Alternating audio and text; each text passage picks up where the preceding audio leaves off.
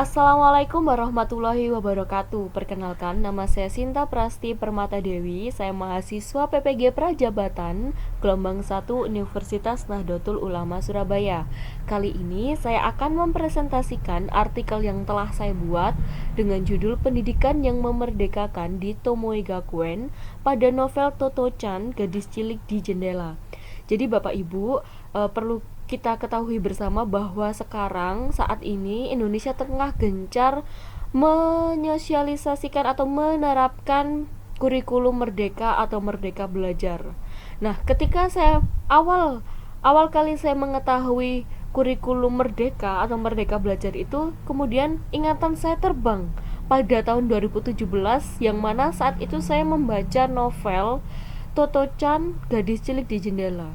Jadi Bapak Ibu, novel ini diangkat dari kisah nyata berlatar tempat di Jepang dan waktu itu di cerita tersebut dijelaskan 1900-an atau sebelum Perang Dunia Kedua. Di novel itu di Jepang lebih tepatnya ada sekolah yang bernama Tomoe Gakuen, dan penerapan pembelajaran di Tomoe Gakuen dari kepala sekolah, guru, pembelajaran yang ada itu sudah merdeka. Maksudnya memerdekakan peserta didik, memerdekakan guru, dan sehingga ketika kurikulum merdeka diterapkan di Indonesia, saya teringat pada novel itu. Nah, artikel ini saya mengangkat keduanya, kurikulum merdeka yang ada di Indonesia dan kemerdekaan belajar yang ada di Tomoe Gakuen. Nah, menjelang akhir 2019, Menteri Pendidikan kita, Mas Nadiem Makarim, membuat kebijakan berupa kurikulum merdeka. Dalam pelaksanaannya memerlukan referensi untuk mewujudkan pendidikan yang memerdekakan, karena itu hal yang baru untuk masyarakat Indonesia, terutama para pendidik. Nah, yang dapat dijadikan referensi bagi kita bisa saja novel dengan judul Toto-chan, Gadis Cilik di Jendela, yang mana di novel tersebut terdapat konsep pendidikan yang memerdekakan pada sekolah Tomoe Gakuen. Nah, oleh karena itu diperlukan eksplorasi mendalam terhadap novel ini.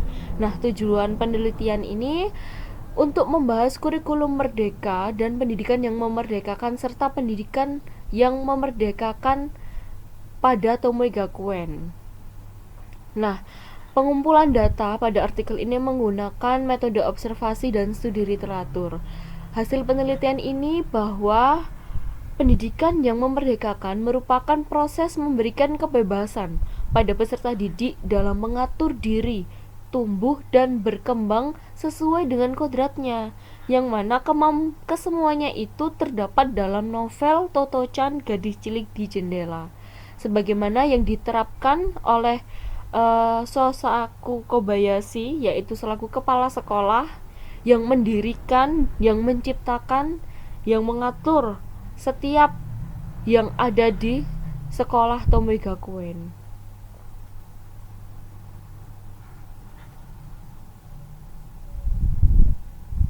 Penerapan kurikulum merdeka itu sudah menjadi keputusan nomor 56/M/2022 tentang pedoman penerapan kurikulum.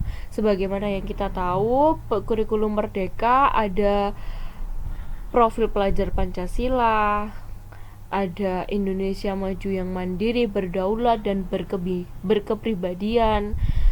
Dan kesemuanya itu sebenarnya sudah ada di novel Toto-chan, Gadis Cilik di Jendela. Mungkin dalam penerapannya, karena Toto-chan atau di Tomoe Gakuen, di sekolah Tomoe Gakuen itu berada di Jepang, yang mana secara sosial, budaya itu agak berbeda dengan Indonesia.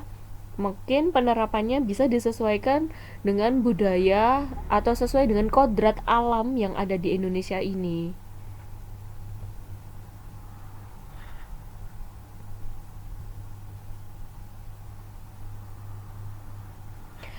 Hal itu sejalan dengan Ki Hajar Dewantara yang menjelaskan bahwa mendidik anak akan menghasilkan manusia yang mandiri akalnya, merdeka akalnya, dan mandiri tenaganya.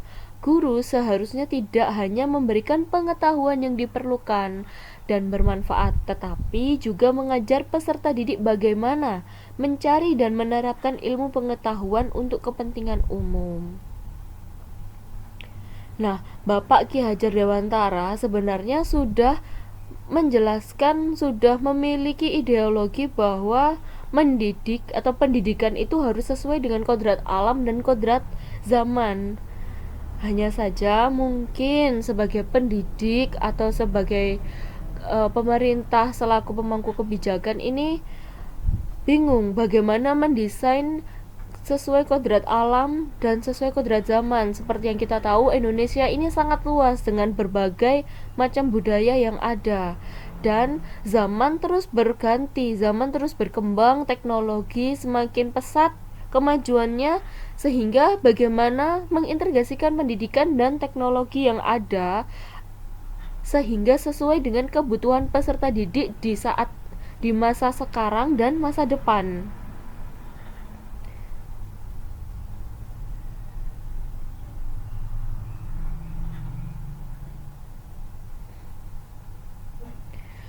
Kesimpulan yang dapat saya ambil dari penelitian berupa studi literatur ini yaitu pendidikan yang memerdekakan merupakan proses memberikan kebebasan kepada peserta didik dalam mengatur diri, tumbuh dan berkembang sesuai dengan kodratnya baik lahir maupun batin. Secara lahiriah, peserta didik memperoleh kemandirian pendidikan melalui pedagogi.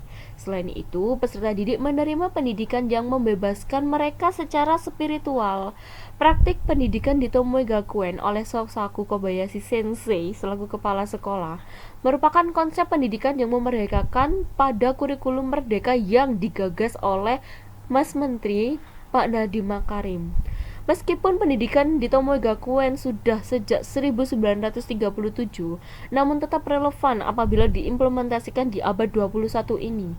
Hal itu membuktikan sejatinya praktik pendidikan yang baik dan relevan, yakni pendidikan yang berpihak pada peserta didik hingga mencapai keselamatan dan kebahagiaan, karena tentu itu yang kita tuju dalam hidup ini, selamat dan bahagia.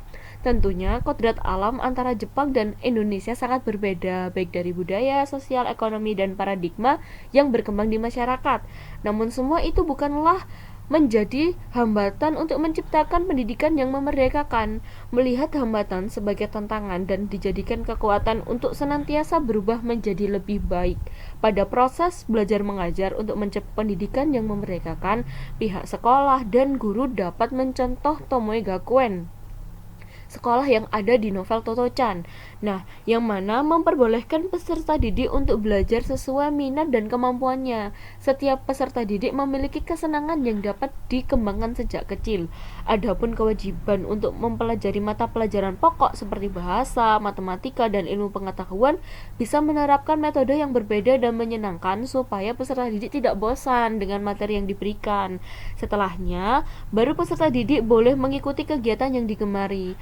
Guru dan sekolah dapat memanfaatkan fitur Merdeka Belajar, mengimplementasikan nilai-nilai profil pelajar Pancasila, studi banding ke sekolah yang dinilai sukses, menerapkan kurikulum merdeka dan pendidikan yang memerdekakan, melibatkan masyarakat dan wali murid, serta selalu melakukan evaluasi refleksi sehingga pendidikan yang memerdekakan dapat tercapai.